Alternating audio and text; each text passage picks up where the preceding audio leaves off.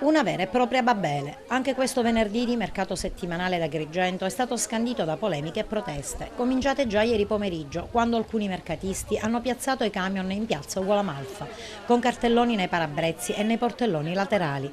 Alcuni di loro hanno anche trascorso la notte in piazza. Ecco le loro richieste. Noi siamo dalle ieri, dalle 2 che siamo parcheggiati qua per vedere se qualcuno, magari in forma di protesta, qualcuno si avvicinasse a noi e darci un segnale. Non è venuto nessuno. Stamattina è successo un caos qua, persone che si sono litigate, è finita con le mani praticamente. Noi non possiamo metterci in queste situazioni perché qua le cose degenerano da giorno a giorno.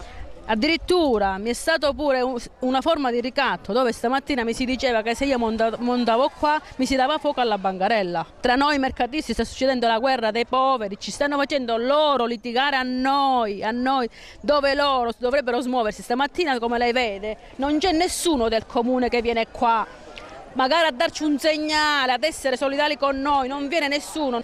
Ci hanno assegnato un posto, ma accanto abbiamo tutti abusive, è come se non ce l'avessero assegnato. Allora, che diciamo? Venerdì prossimo torniamo tutti ai nostri posti? Ci chiediamo al comune questo. Cosa chiede, signor? No, abbiamo chiamato, abbiamo cercato di chiamare per venire a intervenire qualcuno, per vedere chi siamo in regola e chi non siamo in regola. Però la regolarità qua non c'è, non esiste, siamo tutti abusivi. Ti trovi nella tua area o no? No. Per quale motivo? Perché non ci hanno dato neanche la priorità agli agrigentini, come fanno in tutti gli altri paesi. Cioè, qual è la tua area assegnata?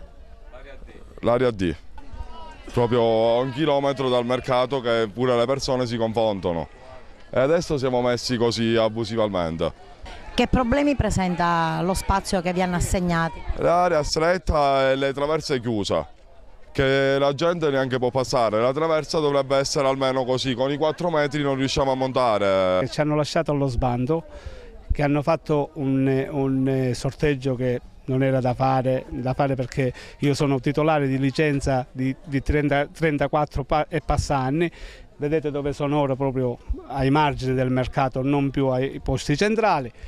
E poi non posso mettere la mia vita e il pane dei miei figli in un portapenna e in 5 centimetri di carta per fare il sorteggio, perché non erano neanche organizzati in quella maniera. E ci sono troppe coincidenze che non vanno bene, perché ci sono posti che non dovevano essere assegnati persone che non erano nel mercato al primo bando e poi al secondo bando sono entrati.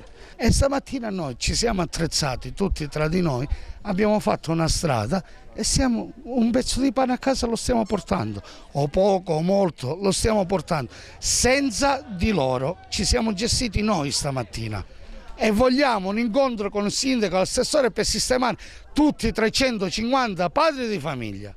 E la Babele riguarda anche il traffico nella zona. Via Manzoni ed altre sono state letteralmente isolate. La circolazione è davvero caotica tra le proteste di automobilisti e residenti. Molti, anche questo venerdì, non sono riusciti ad accompagnare i loro figli a scuola o hanno dovuto accusare notevoli ritardi.